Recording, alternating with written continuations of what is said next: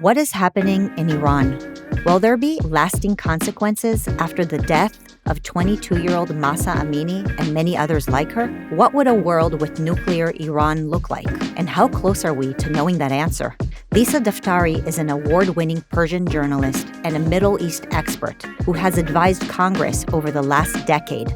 She answers these questions during our conversation.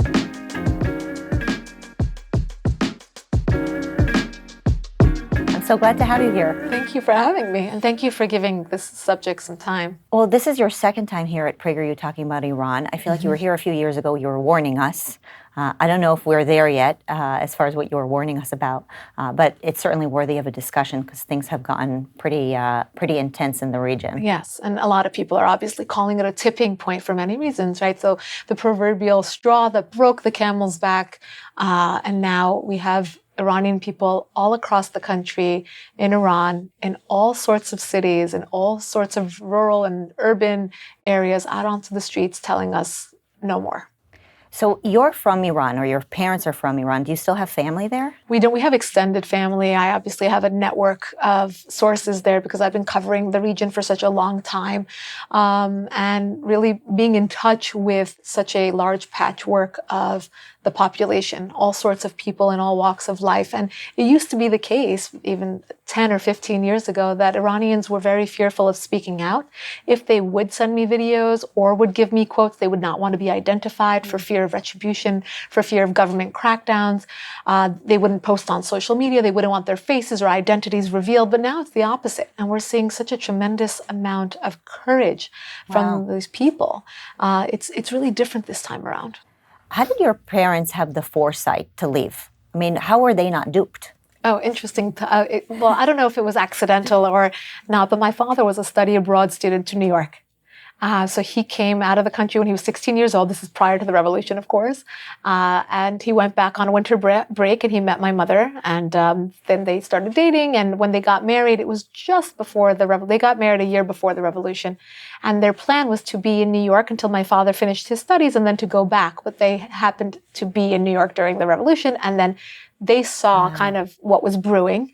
And the rest of my family was lucky enough to get out just right before the revolution as well. Did they get out as in run away because they figured out that it's going to become a more Islamist regime? Or did they just, what made them think that they should leave?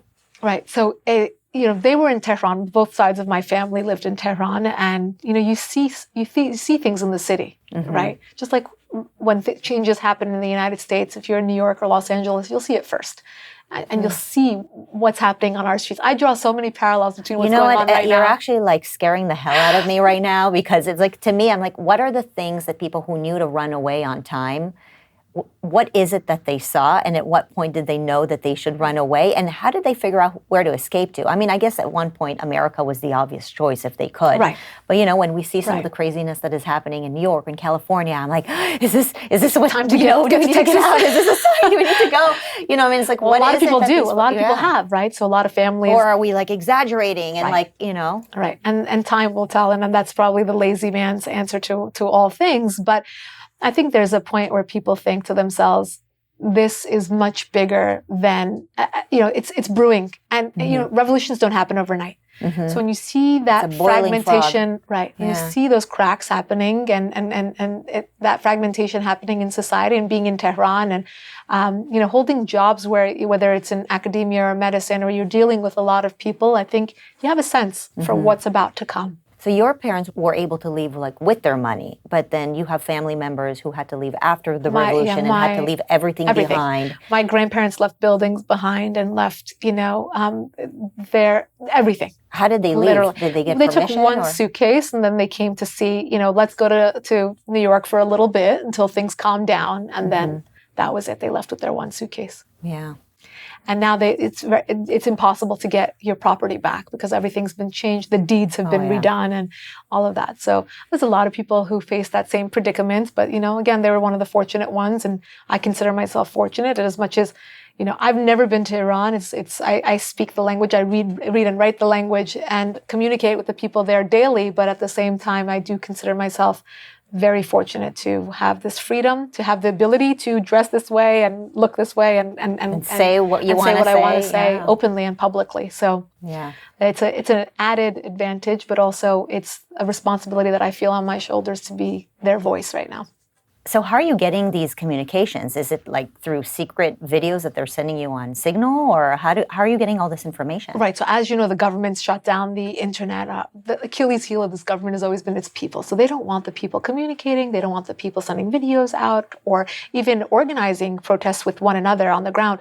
So people have ways of using VPNs and proxy servers to get the information out, but they're mostly sending them through Telegram or WhatsApp or whatever they can get their hands on. Generally, Instagram and WhatsApp has been more difficult to access since the internet's been shut down, but they find ways. And that's really the perseverance of this population. And this is what they're telling us. I mean, this last round of protests has been over the killing of Mahsa Amini, a 22-year-old girl who was taken in by the so-called morality police. And I hate that translation. It's not a proper translation, but it is a segment of the regime forces that are entrusted solely with the task of making sure that you are Sharia law compliant, that your head's covered, your clothing's covered, that you're not walking around with your boyfriend, that you're not touching, you're not kissing, you're not doing any of the things that they forbid. And a bit of her hair, imagine, it's the year 2022, she was caught with a little bit of her hair showing and she was taken into custody. So it wasn't the whole thing was taken down? No, and I'll tell you the difference. You can always tell when you have a very religious Muslim girl because she'll be wearing a black hijab and that hijab will be very tightly around her face so that none of her hair is showing.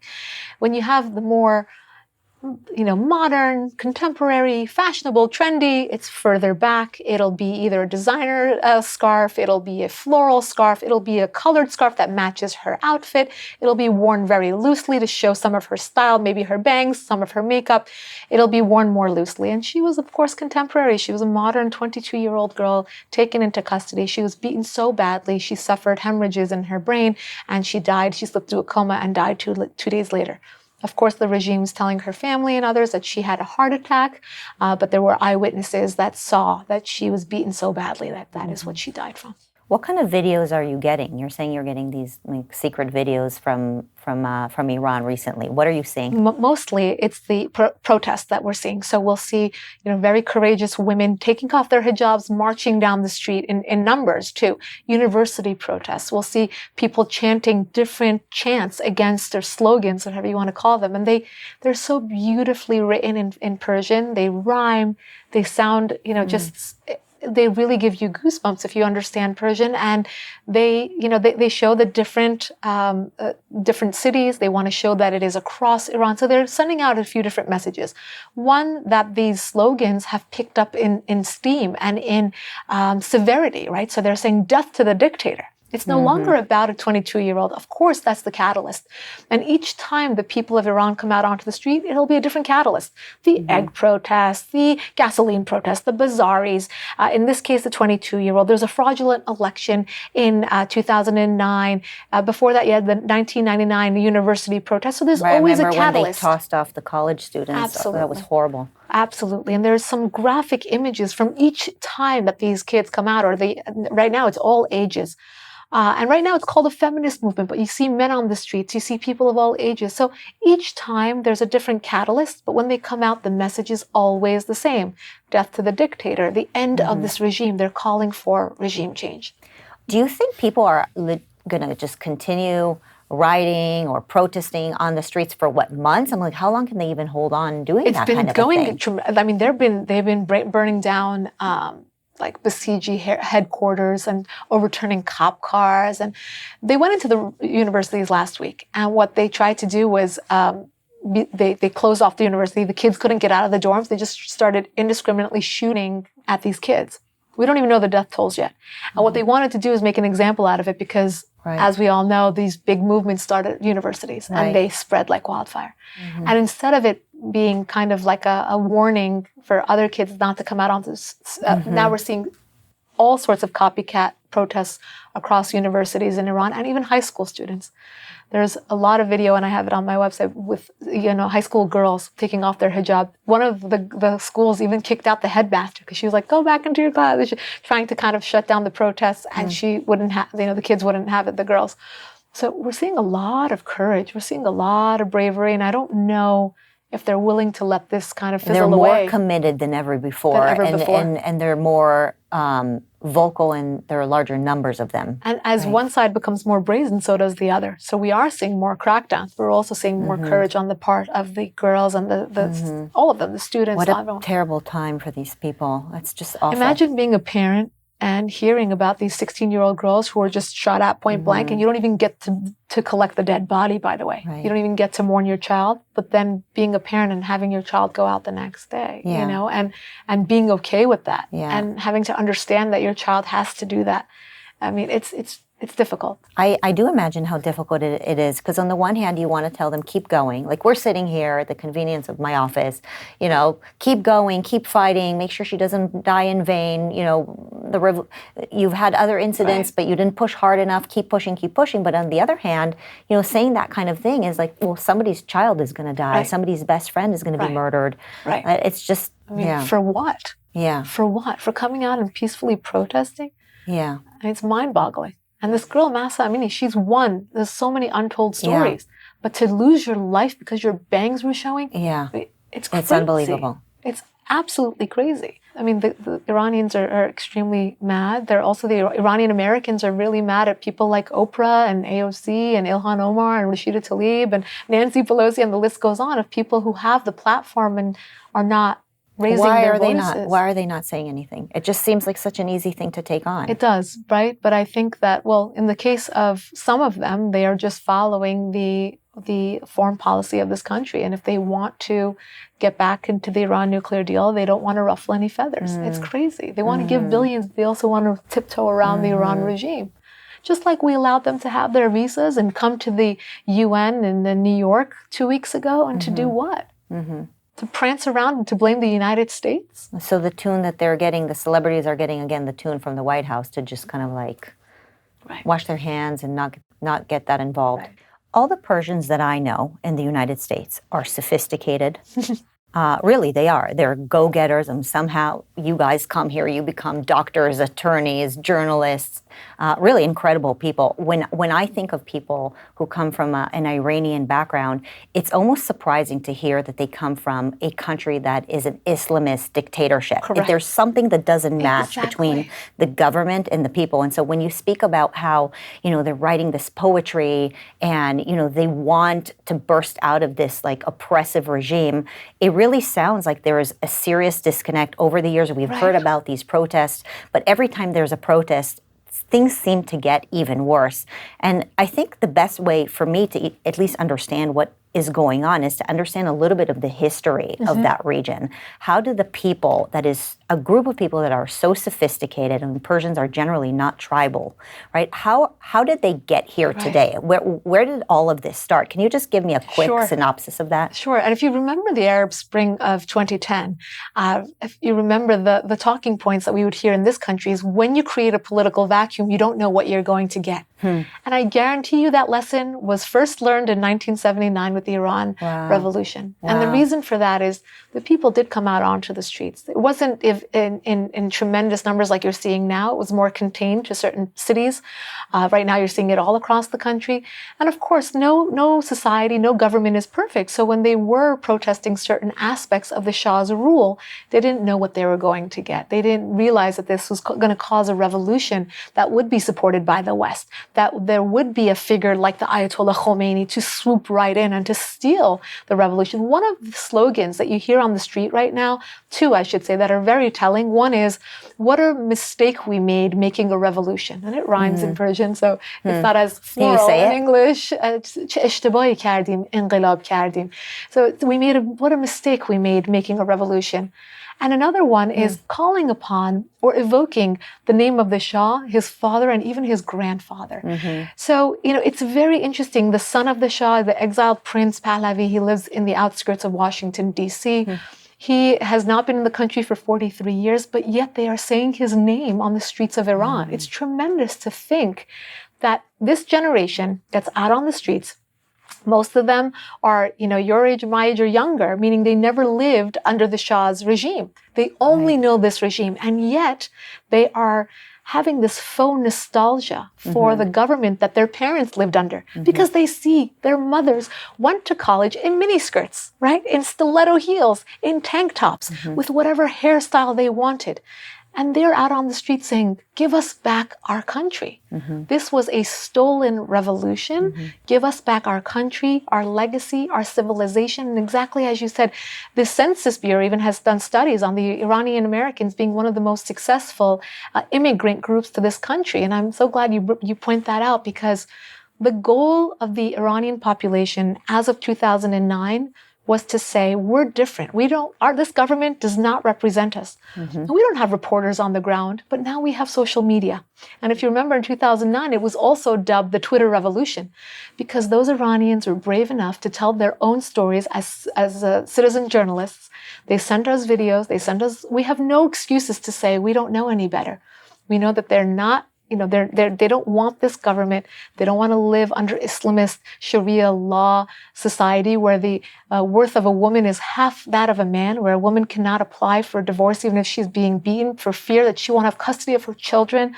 And these are the things that they're fighting for, basic human rights.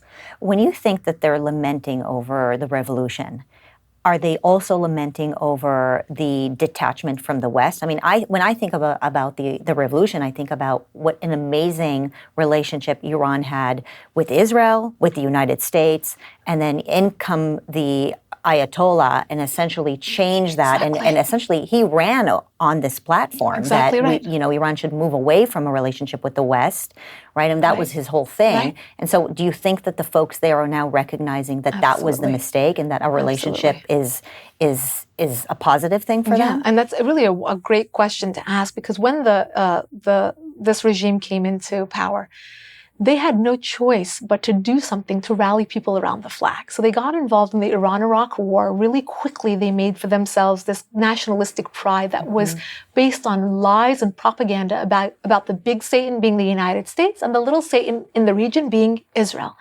And they turned everyone to say, we're now martyrs. If your child died in the Iran-Iraq War, you became a martyred family. So you became more religious. You get the government handouts, right? So they pulled people in using this propaganda. Over the years, people realized we're isolated because of our government. We should be having, Starbucks in our country. We should have access to Apple iPhones in our country. We shouldn't be sanctioned. We should have access to American goods. We should have a relationship with Israel, just like a lot of the moderate Arab states now have through the Abraham Accords. A lot of the slogans you now hear on the streets say, I don't care about Gaza, I don't care about Lebanon, I only care about Iran. There you go, it actually rhymes in English as well. Right. So this is, one of the slogans you're hearing is really a kind of a coming of age of the people. Nationalism in some way. National in some way, but saying, you lied to us. This is your own propaganda. We want to be part of the moderate Middle East. We want to be part of the modern world that moves forward with modernity, to have access to technology. We don't want to have enemies. We don't hate Israel, and we're not here to suffer for the Palestinians and give our money to Hezbollah and Hamas and Palestinian Islamic Jihad. Our money should go to Iran, and this is nationalistic pride, as you said. Do you think that the Iranians that live there and have been living there over the last 40 years feel like they've been duped when the revolution happened? Because, the Ayatollahs never said that it's going to become an Islamist country, right? They kind of worked together with the communists to promise a bunch of things to the people. It's classic communism, right? Or in some ways, almost like leftism. It's like, there are other people who are stealing your oil. You're not getting enough money. You're not getting enough benefits. Right. Let's change the regime, give the power to the government. The government takes power. Suddenly, before you know it, it's a religious, essentially they've been duped, right? Exactly right. And those are some of the slogans you hear. And not only that, but before this movement, I would hear a lot about how these arguments would happen at dinner table conversations, where the new generation would say to their parents, were you crazy? Like, why did you revolt? Why did you get the Shah out of this country when you had it so good? What was their answer? Their answer is that we were naive. A lot of them say, and I've interviewed dozens of Iranians who say, we went out onto the streets, but we just didn't know what was going on. Or, I was a student and I thought, we could have more freedom of this and we could have less censorship in the media, or we can do this, or we can that. Very minor complaints compared to what's going on right now. And everything is relative. I'm not saying it was a perfect society, but I'm saying listen to the people. And the people are telling us our parents' generation had it better, right? In the course of history, you always want to give your children better. You want time to progress. You want to give them more technology, more opportunity. And they've given their children less, and they've given them fewer opportunities. And that is very apparent, and that is part of the conversation. And so now they're rioting. And obviously, we're hearing that the narrative that the Iranians are sharing with their people is that all of these riots are instigated again by the West. Right. Israel, America, they're creating these riots. And so they're using this as an opportunity to clamp down, eventually put on more power. It seems like every time there is some sort of attempt to either throw the government or push against the government in Iran actually becomes even more powerful. Right. Do you think that the death of Mahsa Amini or all of the other deaths that we've seen happen since, is it going to make any difference? There has to be, one time that there is something that causes or is the actual last and most important catalyst to all of this, right? Because the people are speaking out. They understand that they cannot be the only factor in all of this. They understand that there has to be a push by the West, that Western governments have to support this, that there has to be international support for their movement. They need help, they need ammunition, they need technology, they need a lot of resources in order to take this revolution to the next step. But in terms of looking at this in the government's eyes, the vulnerability, or the biggest vulnerability of the Iranian government, has always been its people. It will always be its people. That's because that's how they came into power. So they understand that a grassroots movement, just like the one that took the Shah out of office, can do the same thing to them. And because of that, each time there is a protest movement like the one we're seeing, they're like, ooh, there's a vulnerability. We need to do this. We need to cut down. We need to cut the internet. We need to make sure we have more spies. Now there's text going around. I actually got a copy of one where they are actually telling Iranians to spy on their neighbors, to tell on the protesters in their neighborhoods, and they will go after them. Just like they went after these two women who sat at a cafe. It's a very viral photo. Two women having a breakfast just like you and I at a cafe without their hijab, and they went after them and they arrested them. And that's exactly what they've been doing. They have asked people to spy on each other, on their friends, on their neighbors, and that's what they do. They create a society in which they can police and surveil and to maintain their control over the people. Lisa, what does getting the West involved mean? Yeah, it's probably the billion-dollar question. It's a really tough question, right? Because these days, the West getting involved seems to be some sort of Twitter message or an Instagram post. Does that even help the Iranian people? Like, what does the West, what do you think the West actually needs to do? Right. So first we said we need to have at least vocal support, and we got somewhat. We didn't hear anything from Vice President Kamala Harris, which has been very, very upsetting to Iranian people. There are a lot of memes about this going around on social media. This is a women's movement. We want to hear from our women politicians, especially the ones who are, they kind of pride themselves on being women's rights advocates, but we haven't heard anything from them. President Biden did make mention of the protest twice by offering support, but then what happens after that? What does that mean, offering support? Verbal support. After that, then people are calling out hypocrisy because the Iranian people want to see the Biden administration move away from the nuclear negotiation table.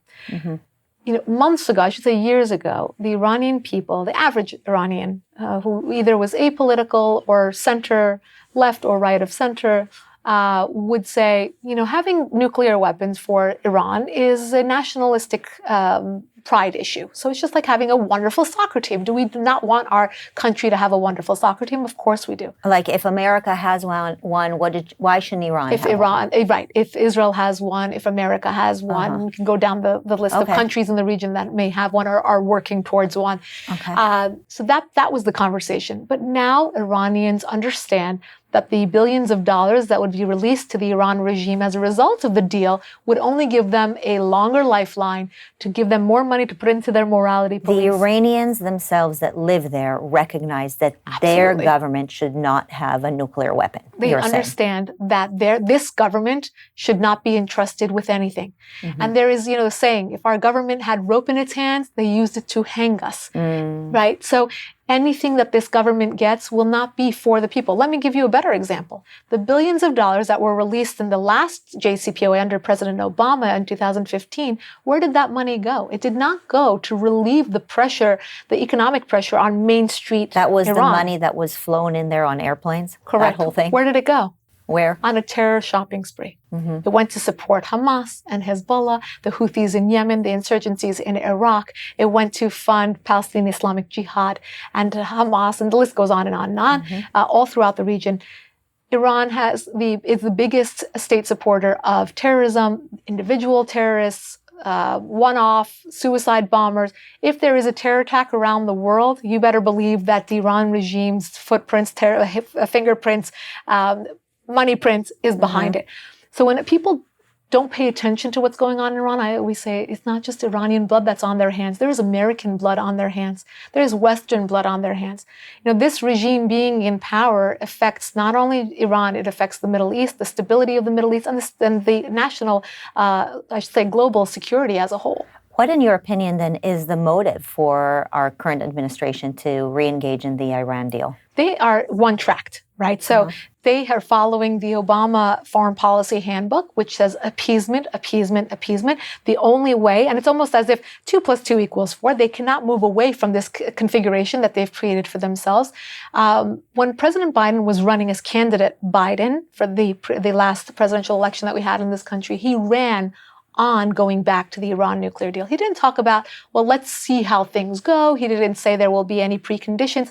He just wanted to reverse what Donald Trump had done. In May of 2018. This is almost like a Trump derangement reaction. It's really a snapback. It's a snapback. And we're not talking about snapback in terms of punishing Iran's regime. We're talking about a snapback in terms of the partisan politics in this country. And when you look at the Iran regime issue, it truly, like so many other things, if you had to exercise coming up with one good reason that the current administration is giving for re-engaging in this deal, could you come up with one?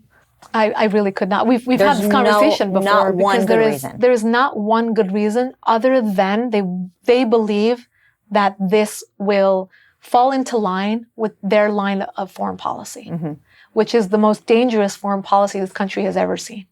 It is releasing money to terrorists. We are supporting terrorism. Every time a school, an ice cream shop, or a pizza shop's blown up in the Middle East, we release the money for that. So if you got elected right now as National Security Advisor, and you had to make a plan for what you think America should do right now vis-a-vis Iran, what would that look like? You want us to go into physical war against Iran? Not necessary. What do you think we should do? That's not necessary, and that's what the people of Iran are telling us.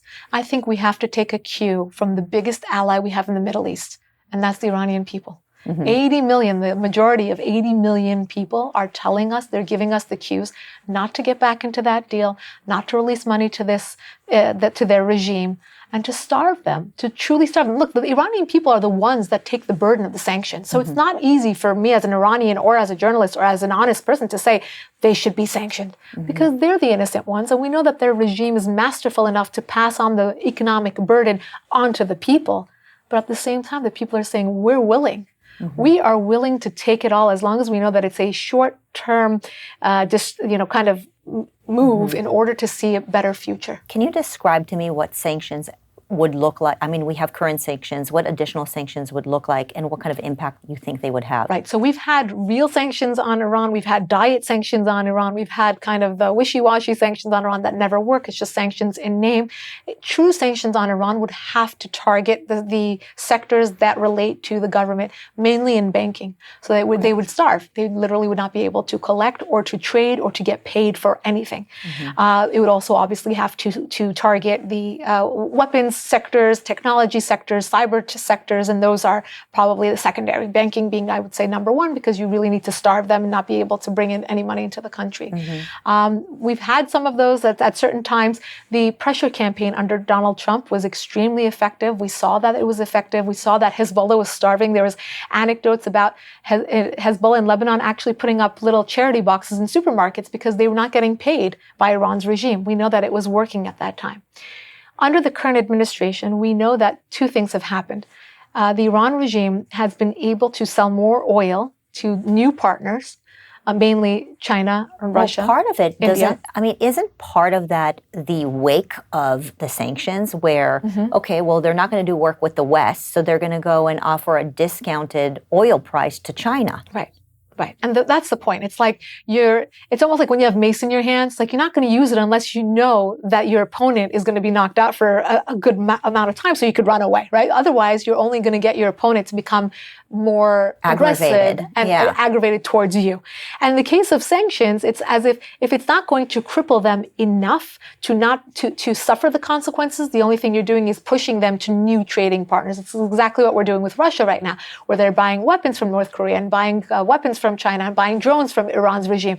The same thing. We have pushed these rogue states together to not need the United States anymore, to not need the West anymore, and to be able to have their lifeline by finding new trade partners. And that's exactly what Iran and China have done. They signed a 25-year deal to have basically reciprocated trade agreements for 25 years. Now, whether or not they'll be able to keep those agreements, China's not in the best, state to keep it for 25 years. A lot of people say that their abilities are overstated and so on, but that's for a topic for a different day. In terms of Iran, the regime has found many ways of finding loopholes to work around the sanctions because these sanctions in name only have been placed on them for such a long time. So the point about sanctions, if I were to advise the current administration, is you either do it or you don't. You have to commit to it in a serious way that will cripple the regime, or you don't. But my main point to anyone who wants to know anything about what's going on in Iran right now, follow the people and follow this movement. Is a great way to follow the people in the movement is through your foreign desk. Do you actually post some of these videos? We do. Our in? Social media has been around the clock. We post videos that are coming straight from Iran, from the Iranian people. We post their slogans. We post the women without their headscarves. We post their chants. We followed the university protests over the weekend, where a couple of the universities were kind of closed off, and there was a besiegement of the universities. We do it also. It's the website. You can follow us on social media, on Twitter. We try to keep up to date on this. So what I want to ask you is, why should Americans care about Iran right now? Because we have our own issues here in America, right? Whether it's our own border or voter issues, and we certainly have plenty of things to stay up late at night. Right. Why should we care about Iran? Right. I mean, it's on the other side of the planet. Right. I always say there's something for everyone, right? If you care about women's issues, you should care about Iran. If you care about... Well, yeah, but there are women who are oppressed in other countries other than Iran, too. Like, I can give you a whole list. Sure, but there are a lot of hypocrites on the streets of Los Angeles or New York or anywhere else, crying out about women's rights, but then they're silent about the women of Iran. But I'll tell you, the reason why people like you and I should care about it is because we pay attention to national security. We know that at our southern border, which is a domestic issue, right? We know how many thousands of migrants that came through actually had Middle Eastern passports. Middle Eastern passports coming from states in which they cannot be vetted. There have been 4 or 5 members of ISIS just the past week that were caught there. They're members of Al-Qaeda. They're flying into like Mexico and then they're coming up because they know it's a vulnerable Mm-hmm. border, and that's their best way in. My point is this: if you care about global terrorism, if you care about national security, if you care about the stability of the Middle East, it will always trickle into our domestic issues here at home. It will matter if you care about your child going to, before the pandemic, we talked a lot about, security. I think we've kind of let our guard down a bit because of the pandemic. When you walk into a stadium, because of my training in counterterrorism, always think they didn't even check our bags. But other people think, well, nobody's wearing a mask in here, right? So the terrorists know that we're vulnerable, especially right now, because nobody is checking for that.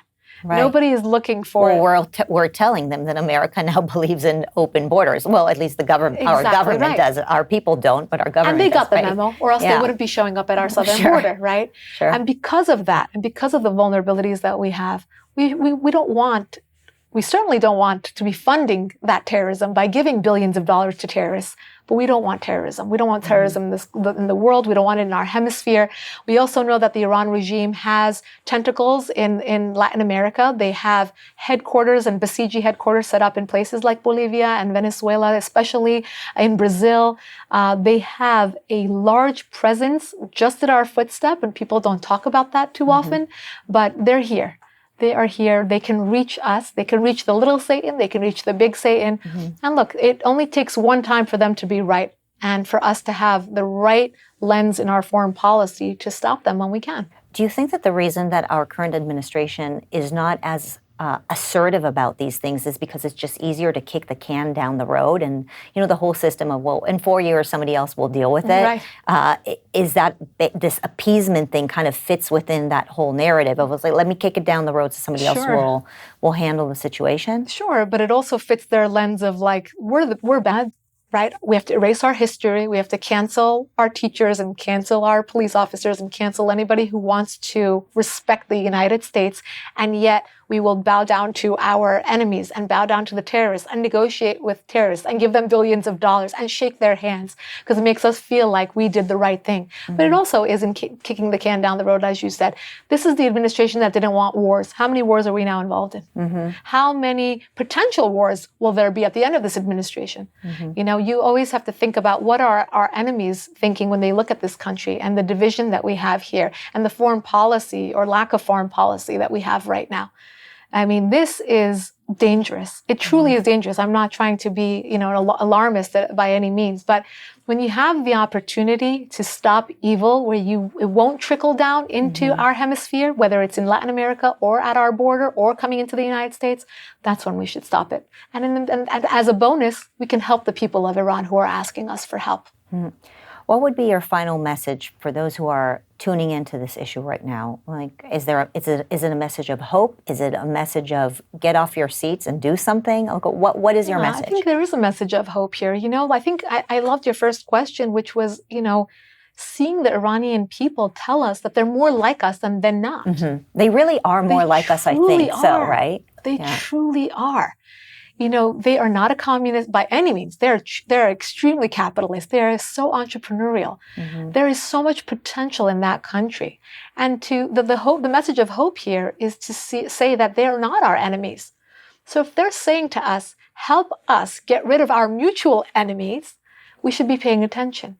If they're telling us that we want to have a free country, a capitalist country, a country of democracy, a country where we have the same opportunities you have in the West and we can be allied, why wouldn't we be listening? I mean, I would imagine that having Iran as an ally again, as it was in the 70s, to the United States, to Israel, would be an incredible thing for the West, right? I mean, that region is just becoming more and more dangerous.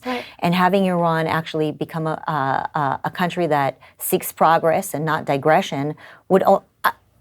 Would you agree with me that it should be in the West's best interest to make sure that place becomes an ally? Are there other people who are saying otherwise? Are some people saying, oh no, America wants a war in Iran? I mean, you see these things on the internet all the time. Because people have lied to themselves. For 43 years, there are many, even academics, especially, I should say. Yeah, my favorite. The academics are my favorite. Hi, academics, love you all.